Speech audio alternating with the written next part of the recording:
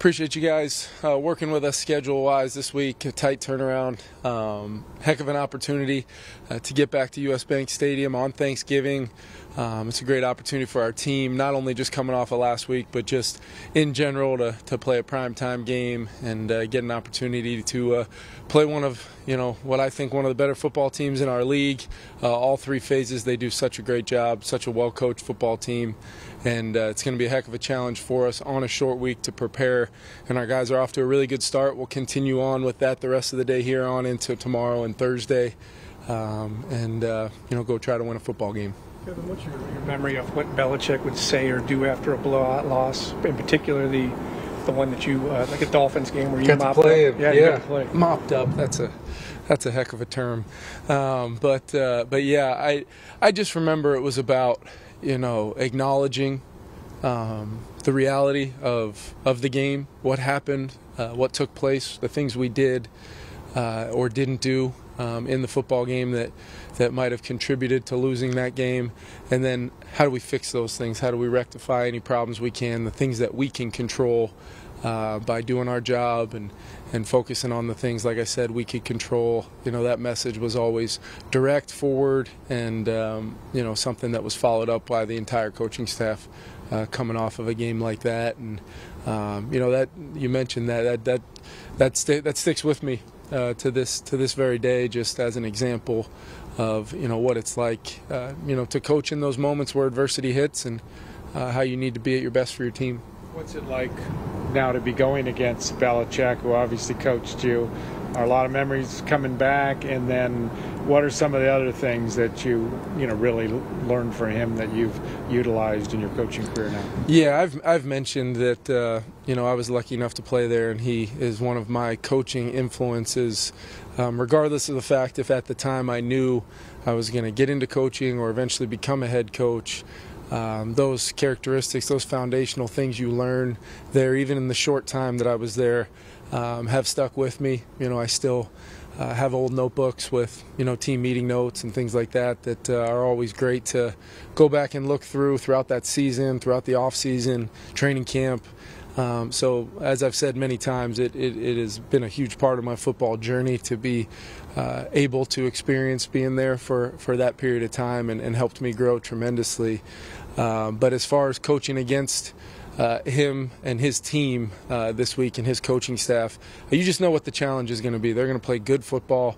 They've got really good players and schemes that challenge you in every way, shape, or form to try to coach your team up to try to meet that and give them a chance to play a competitive game and get back on track to where we think we are as a football team, even coming off of a performance like that the other day, and ultimately what we truly want to become when the final chapters of our season and the story of our season are told. You think it would be any kind of emotions or anything interesting? You're standing on the sideline, you're looking across. I've had the chance, to, as an assistant on some other teams, to have some dialogue with him pregame and different interactions with him, whether the owners' meetings or things like that.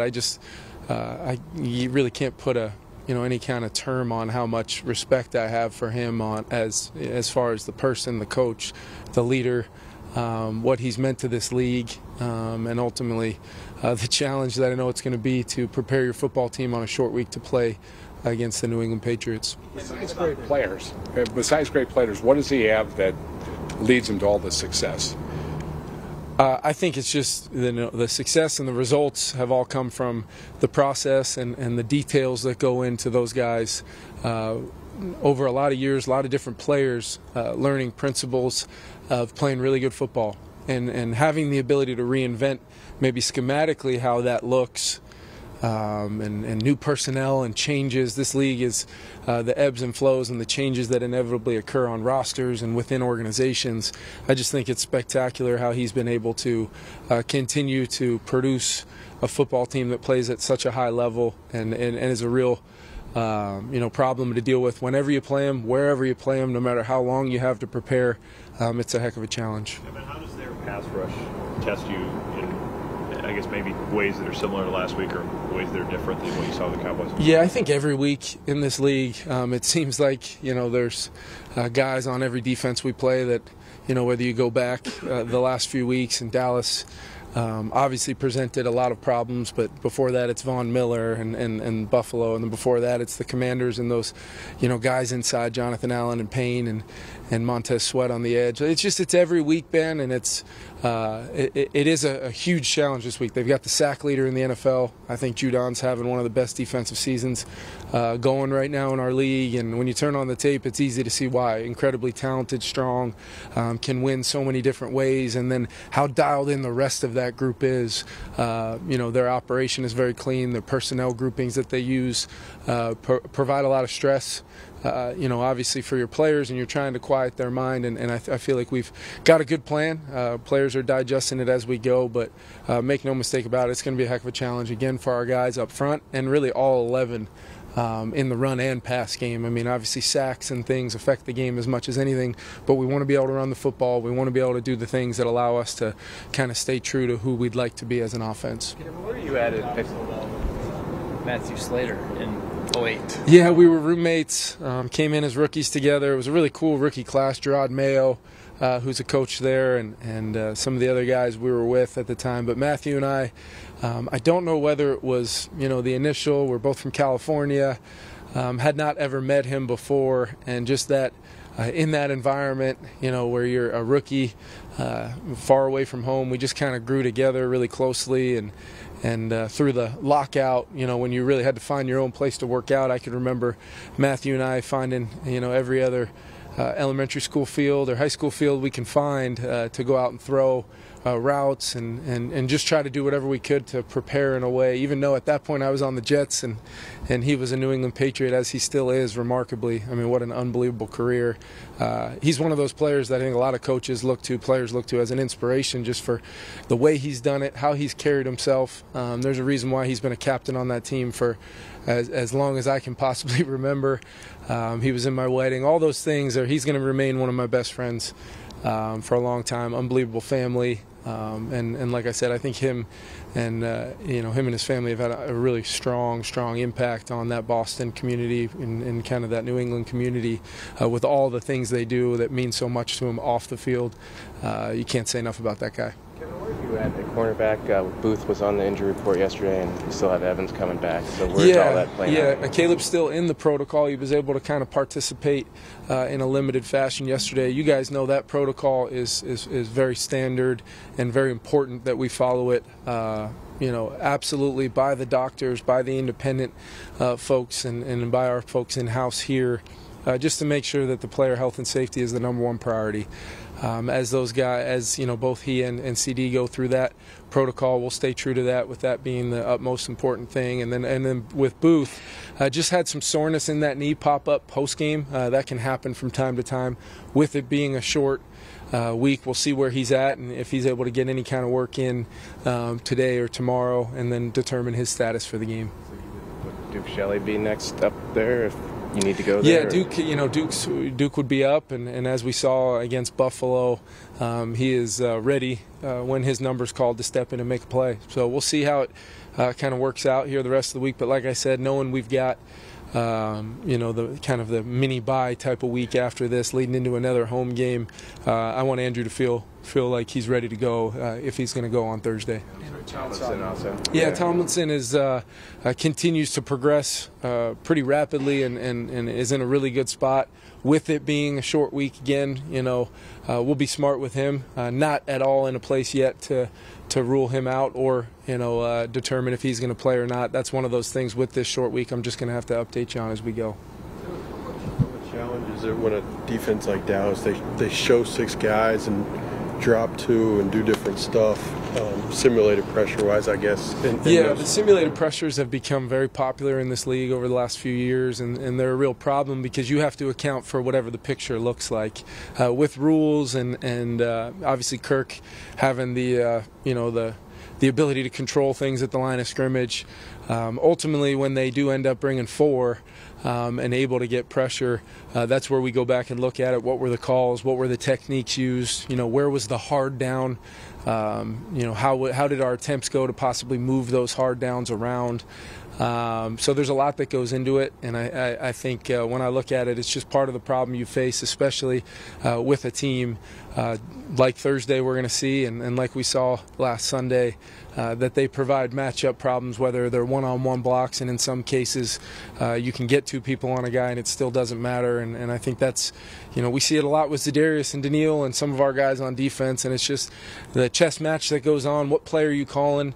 How long you think you're going to have to hold the ball? You would love to have 3rd and 25 type plays that you can get the ball out quickly. If you guys know any of those, just let me know. If shoot that to me at any time. But in all reality, it's about what we do on early downs. It's functioning as an offense on those downs that maybe we don't remember, we don't see, that contribute to those longer yardages, where it's just all 11 focusing on doing their job, snap in and snap out against another heck of a challenge this week. Justin talked a little bit yesterday about feeling like the offense needed to adapt a little bit quicker on Sunday and even get the ball out a little bit faster. Did he have that conversation with you at any point, or I guess what are your thoughts on just needing to help the offense to help protect Kirk? Yeah, ultimately as the play caller and with our offensive system, we go into a game with a plan, and then as we have multiple times this year, try to adapt and find a way to win a football game. It's I can remember times this year where we've been able to do that, and then it obviously was just not up to our standard in any way, shape, or form. We're back working at it this week, on a short week to make sure we rectify some of those problems. But just in general, I talked to Justin during the game, talked to him both today and yesterday. Just he's one of those players that I have constant dialogue with, whether he's gone for, double-digit catches and 180-plus yards, or maybe he doesn't have the kind of impact that we hope every single time we go out there he can have. And ultimately, Justin knows that we're going to do whatever we can to try to move the football in the best interest of our offense and try to just challenge each other to be at our best and improve week in and week out, where ultimately we're at our best. But a lot of things get determined by what's going on in the game, score of the game, your ability to look up and see how many possessions we have left, and ultimately how much of a challenge as far as being aggressive we can have, while also understanding what's the best possible outcome on the plays that I call. And I'm quite honestly working every single week to make sure I'm prepared for all possible outcomes and improving to make sure these guys on offense know I'm doing everything I can for them. Last two questions.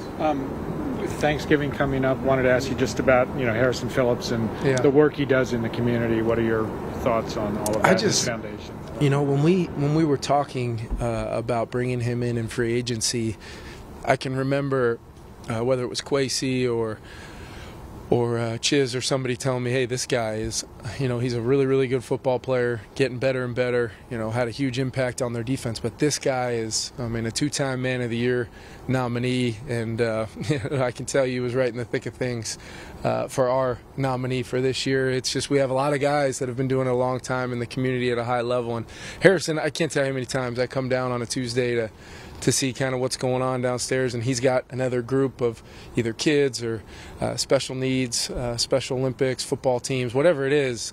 He does not allow one moment of his free time go without caring about others, and I think that's a huge, huge testament to him, and I know he's going to continue to do that because it means the world to him to know that he's on a platform to be able to do that, and I just give him a ton of credit for taking advantage of that and trying to have an impact on people. Last one. Thanks, guys. Thank you.